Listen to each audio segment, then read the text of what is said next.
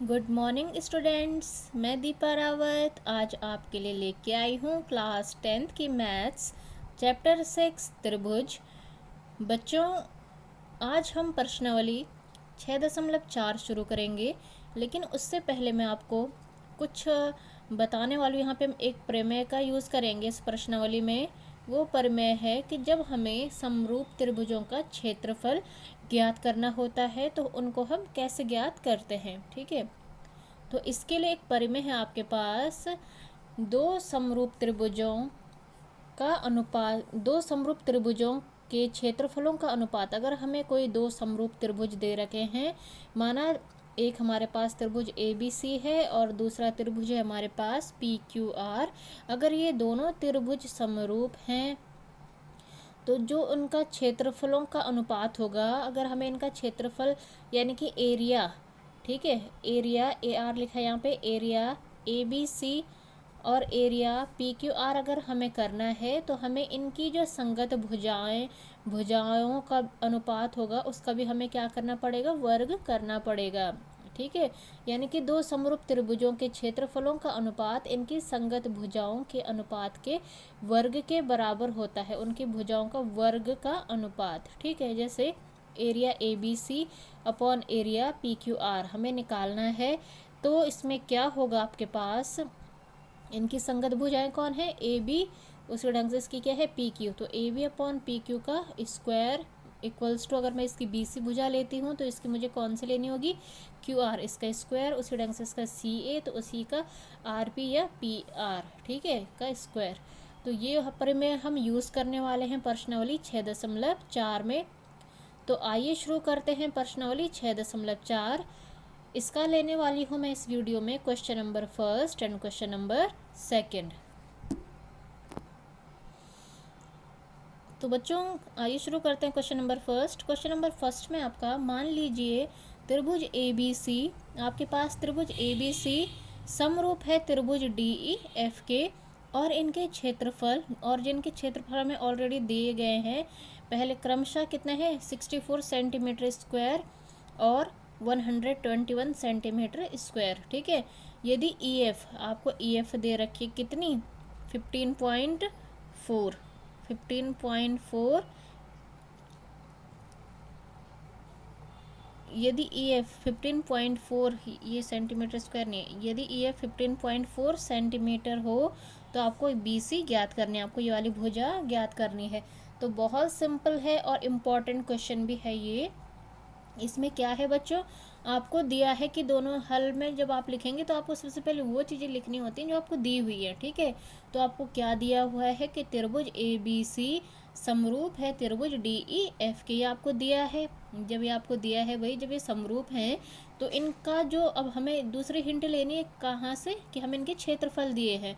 क्या दिए, हमें इनके क्षेत्रफल भी दिए हैं, तो इनके क्षेत्रफलों का जो अनुपात होगा इनकी संगत भुजाओं के वर्ग के अनुपात के बराबर होगा। ठीक है, तो यानी कि area ABC upon area DEF equals to इसका BC का स्क्वायर और इसका EF का स्क्वायर, या होल स्क्वायर भी लिख सकते हो आप, ऐसे करके होल स्क्वायर, या अलग अलग स्क्वायर में भी इसको बांट सकते हो। चलो मैं होल स्क्वायर ही कर रही हूँ, पूरे पे होल स्क्वायर कर दिया, ये पूरा स्क्वायर है। ठीक है,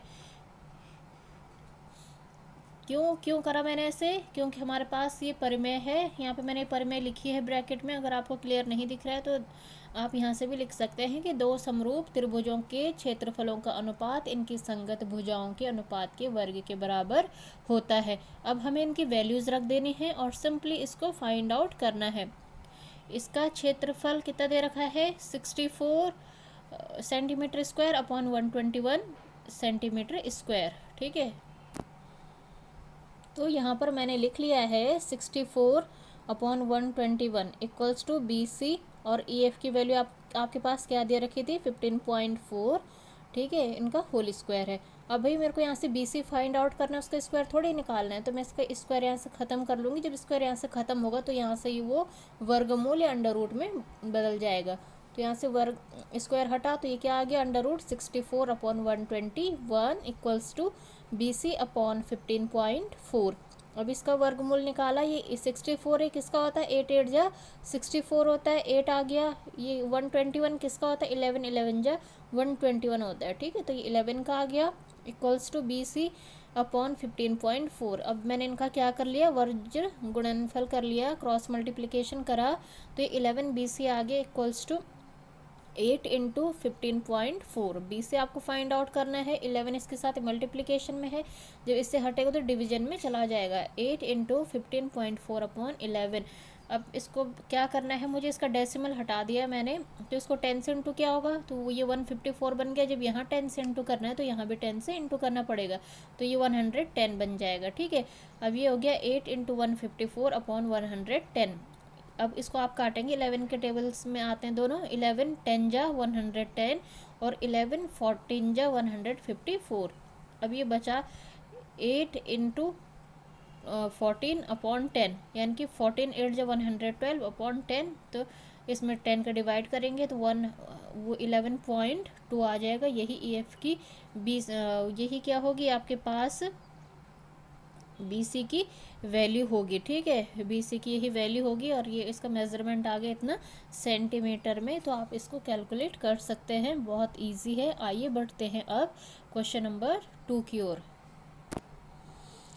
तो बच्चों क्वेश्चन नंबर 2 में है आपका एक समलंब, आपके पास एक ट्रेपीजियम दिया है ABCD, समलंब ABCD, जिसमें AB जो है ये वाली भुजा पैरेलल है किसके, CD के, समांतर है CD के विकर्ण परस्पर O बिंदु पर प्रतिच्छेद करते हैं, जो इनके डायगोनल्स हैं, यानी कि AC और BD डायगोनल्स हो जाएंगे।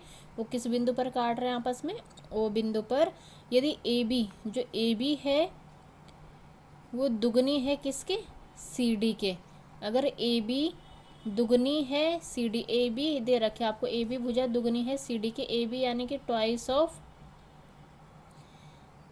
CD। AB का मेजरमेंट जो है वो CD के दुगना है।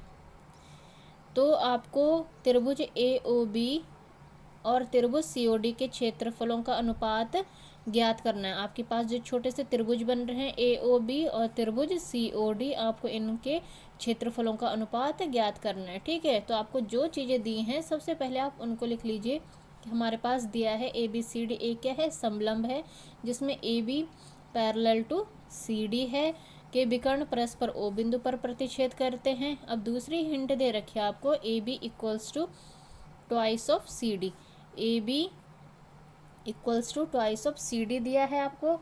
तो मैं क्या करूँगी यहाँ से, मुझे जब अब मुझे क्या चाहिए, अपॉन में चाहिए ना, इनकी भुजाओं का अनुपात चाहिए होता है मुझे, तो मैं यहाँ से AB के अपॉन क्या कर लूँगी, CD कर लूँगी। तो यहाँ क्या रह जाएगा, 2/1 रह जाएगा, ठीक है।